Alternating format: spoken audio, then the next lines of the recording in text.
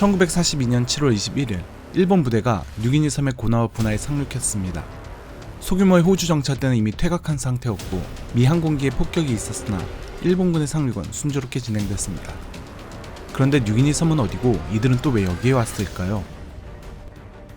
우리가 많이 들어 알고 있는 미드웨이 해전 그리고 과달카날 해전 사이 뉴기니 섬에서는 호주의 운명을 건 전투가 벌어졌는데요. 그 전투는 바로 코코다 트랙 전투였습니다. 우리에게는 잘 알려지지 않은 이 전투가 왜 호주의 운명을 결정했는지 알아보겠습니다. 지금으로부터 한 달 반 전인 5월 초에 일본군은 해상을 이용해 뉴기니 섬의 포트 모레스비를 점령하려는 애모 작전을 실시했습니다. 하지만 이 작전은 미 항공모함과 맞대결을 한 산호해전으로 이어졌고 결국 애모 작전, 즉 포트 모레스비 침공은 실패로 돌아갔죠. 이후 미드웨이 해전에서도 항공모함 4척을 잃으며 일본 해군의 힘은 크게 약화됐습니다. 하지만 대본영은 전략적으로 중요했던 포트 모레스비를 포기할 수 없었습니다. 포트 모레스비를 점령할 수만 있다면 호주 해안가 도시들을 직접 타격할 수 있었고 상황에 따라 일본 육군이 호주에 상륙할 수도 있었기 때문이었죠. 그리고 거기에 더해 잠시 후에 벌어질 밀른만과 과달카날에서의 전투에서도 만약 승리하게 된다면 남서태평양에서의 해상권을 완전히 가져오게 될 것입니다. 그렇게 된다면 태평양에서 미군의 군사기지 역할을 하던 호주를 완전히 고립시키게 될 것이고 결과적으로 동남아시아의 천연자원을 안전하게 확보할 수 있게 될 것입니다. 일본 해군을 이용한 포트 모레스비 침공이 불가능한 이때 대본영에게 아주 귀한 첩보가 들어옵니다. 그것은 뉴기니 섬의 동쪽 해안가 마을인 분하에서 육로를 통해 포트 모레스비로 갈 수 있는 길이 존재한다는 것이었죠. 그렇게 대본영은 육로를 통한 포트 모레스비 침공을 계획하게 됩니다. 그리고 여기에 낙점된 부대는 라바울에 주둔 중이었던 호리 토미타로 소장의 난카이 지대였습니다. 한국말로 남의 분견대인 난카이 지대는 남태평양의 작은 섬들을 공략하기 위해 조직된 여당 규모의 연합부대였습니다. 그리고 1942년 7월 21일 난카이 지대의 요코야마 선발대가 가장 먼저 뉴기니 섬에 도착하게 된 겁니다. 그들과 함께 분하에 상륙한 사세보 해군 특별육전대에게는 일본 전투기의 이착륙을 위한 활주로 건설의 임무가 주어졌고 요코야마 선발대에게는 서쪽의 코코다 마을을 점령하고 차량 수송이 가능한 보급선을 확보하는 임무가 주어졌습니다. 그들의 1차 목표인 코코다 마을에는 두 가지의 전략적인 특징이 있었습니다. 그 첫 번째는 활주로가 있다는 건데 비행기를 이용한 수송과 보급이 가능해지면 전술을 한 번에 바꿀 수도 있는 중요한 전술적 이점이 있었습니다. 그리고 코코다 마을의 두 번째 특징은 코코다 마을에서부터 포트 모레스비로 이어지는 코코다 트랙의 출발점이라는 건데요. 이 코코다 트랙에 대해서는 나중에 다시 설명드리겠습니다. 23일 고나 지역을 떠난 요코야마 선발대의 선봉부대인 하스오 츠카모토의 144연대 1대대가 아왈라 지역을 지나던 중 호주군의 기습을 받게 되는데요. 그들은 뉴기니 섬의 순찰 임무를 맡은 원주민들로 구성된 약 30명의 PIB 부대의 정찰대였습니다.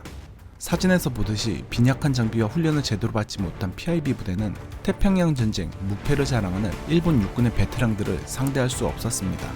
결국 그들은 큰 피해를 주지 못한 채 정글을 통해 PIB 본대가 있는 와이로피로 철수했습니다. 일본군이 코코다 마을을 점령하기 위해 서쪽으로 이동하고 있는 이때 호주군은 어떤 대비를 하고 있었을까요? 당시 코코다 마을에는 제30 독립여단 39대 대장 윌리엄 오웬 중령이 이끄는 마루브라 부대가 있었습니다. 마루브라 부대는 오웬 중령의 39대대와 PIB 부대를 연합한 호주군의 최전방 연합부대입니다. 오웬 중령은 일본군이 이동한다는 보고를 받고 39대대 브라보 중대에게는 고라리의 매복진지를 구축하라 명령했고 PIB 부대에게는 와이로피 지역을 지키라 명령했습니다. 하지만 마루브라 부대는 일본군에 비해 절대적인 열세였습니다. 39대대의 알파, 찰리, 델타 3개 중대는 코코다 트랙을 따라 포트 모레스비에서 코코다 마을로 이동 중이었기 때문에 브라보 중대와 PIB 부대만으로 일본군 한 개 대대병력을 막는 건 불가능에 가까웠습니다. 하지만 이들에게는 아주 유리한 지리적 이점이 있었는데요. 그것은 바로 쿠무시강의 존재였습니다. 쿠무시강은 남에서 북으로 흐르는 폭 100m의 강이었는데 일본군은 반드시 이곳을 지나야지만 코코다 마을에 도착할 수 있었는데요. PIB 부대는 그 점을 이용해 다리를 파괴하고 강 건너편에 매복한 상태로 일본군의 도하를 기다렸습니다. 마침내 와이로피에 도착한 일본군은 고무보트를 이용해 도하를 시작했고 PIB 부대는 기습 공격을 가했습니다. PIB 부대가 절대적으로 우세해 보였지만 일본군에게는 이 모든 것을 상쇄시킬 만한 무기가 있었는데 그것은 바로 기관총과 박격포 등의 중화기였습니다. 호주군이 지닌 지리적 이점을 완벽하게 지워버린 박격포의 존재는 강 건너편에서도 일방적인 화력을 뽐냈습니다.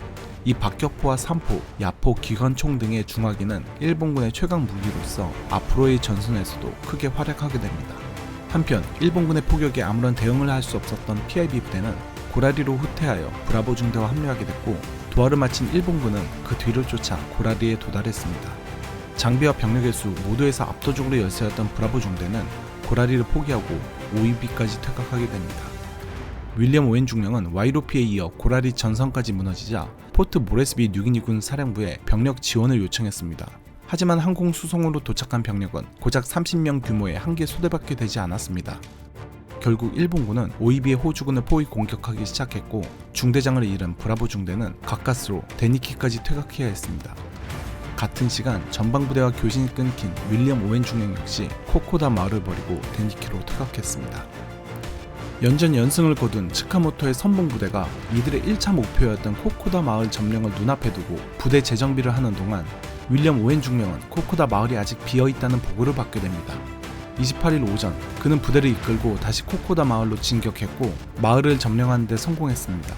그리고 이때 절대적으로 열세였던 그들을 지원하기 위해 코코다 마을 상공에 병력을 태운 2대의 호주군 수송기가 나타났는데요.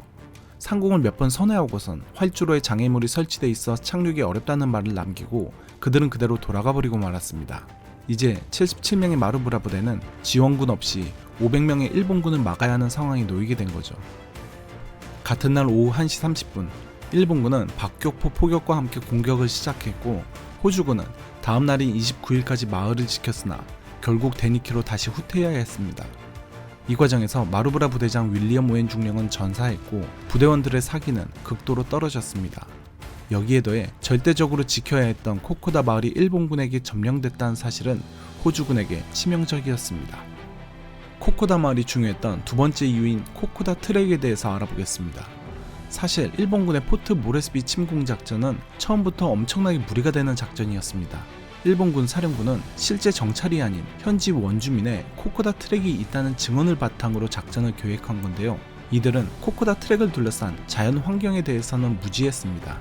정글숲으로 이뤄진 해발 4,000m의 오웬 스탠리 산맥은 뉴기니 섬의 남북을 가로지르는데, 코코다 트랙은 이 산맥의 능선을 따라 동과 서를 연결해주는 원주민들이 이용하는 산길이었습니다. 엄청나게 험준한 고산인 점에서 이미 행군에 많은 무리가 따를 텐데요. 그 외 자연 환경 역시 극한에 가까웠습니다. 낮에는 고온다 습한 날씨에 예고 없이 내리는 스콜로 엄청 습하고 더운 날씨인데 반해 밤이 되면 기온이 크게 떨어져 병사들이 체력을 유지하기 쉽지 않았습니다. 그리고 이에 더해 정글 속의 해충들과 말라리아를 옮기는 무기, 그리고 열대 기미들이 들끓는 산속에서 병사들은 야영을 해야 했고, 각종 보급품과 무기들을 짊어지고 유속이 센 개울도 건너며 정글 숲속의 적군과도 싸워야 했습니다. 그리고 무엇보다 이들이 간과한 가장 큰 실수는 트랙이 워낙 협소하고 가파른 탓에 우마차를 이용한 수송이 불가능했다는 것이었습니다. 하지만 이런 악조건은 호주군에게도 마찬가지였는데요. 드디어 데니키에 39대대의 나머지 3개 중대가 도착했습니다. 하지만 이들은 아군을 지원하기 위해 보급품도 장비도 충분히 챙기지 못한 채 급히 코코다 트랙을 건너오는 바람에 이미 엄청나게 지친 상태였습니다. 하지만 새롭게 마루브라 부대장으로 임명된 앨런 카메론 중령은 바로 코코다 마을 재탈환을 계획했는데요. 8일 오전 6시 30분 39대대 3개의 중대는 각자의 임무를 맡고 데니키를 떠났습니다. 델타 중대는 프리비 지역의 거점을 점령해서 고나에서 들어오는 일본군을 견제하는 임무를 맡았고, 찰리 중대는 일본군의 주력 부대가 있을 걸로 예상되는 코코다 트랙을 따라 이동했습니다. 그리고 알파 중대는 현지인을 통해 알아낸 서쪽 루트를 통해 코코다 마을로 진격했습니다. 지금까지 전투를 연이어 치른 브라보 중대와 앨런 카메론 중령은 데니키 방어를 맡았습니다. 사실 이 작전은 시작부터 너무 무모했는데요. 앨런 카메론 중령은 최전선에 이제 막 도착한 상태였고 일본군의 정확한 숫자를 알지 못했습니다. 수적으로도 밀리는 상태였는데 그들마저 4개의 부대로 나눠 각자 다른 임무를 준 것이죠. 이런 우려는 그대로 현실이 됐습니다. 델타 중대는 프리비 지역에 잘 도착했고 거점을 마련했지만 일본 공병부대의 양동 공격으로 퇴각해야 했고, 찰리 중대는 츠카모토의 부대를 정면에서 만나 중대장이 전사하고 데니키로 퇴각해야 했습니다. 그리고 츠카모토의 부대는 이들을 쫓아 데니키까지 공격하게 됐는데요. 한편 서쪽 루트를 이용해 코코다로 진격한 알파 중대는 소기의 목적은 달성했습니다. 코코다 마을을 지키는 병력은 거의 없었고 알파 중대가 모습을 드러내자 일본군은 바로 도망쳐버렸기에 무혈 입성에 성공한 것이었죠. 하지만 치카모토의 부대가 데니키 공격을 멈추고 코코다 마을로 돌아오자 하루 반나절을 버틴 뒤 결국 코코다를 버리고 퇴각할 수밖에 없었습니다. 이들은 정구를 뚫고 남쪽으로 향한 뒤 3일 뒤 본대에 합류하게 됩니다. 결국 아무런 소득을 얻지 못한 채 병력만 소모하고 데니키에 다시 고립된 마루브라 부대는 12일 박격포 포격을 시작으로 일본군 2,000명의 공격이 시작되자 데니키를 버리고 코코다 트랙의 다음 마을인 이수라바로 퇴각할 수밖에 없었습니다. 상황이 급박하게 돌아감에 따라 육군 사령관 블레미 장군은 코코다 마을을 지키지 못한 책임을 물어 바실 모리스 중장을 6인이군 지휘관에서 해임시키고 시드니 로웰 중장을 새로운 6인이군 지휘관으로 임명하였습니다. 그리고 8월 18일 호리 토미타로 수장의 난카이지대 본대가 분화에 상륙하게 됩니다.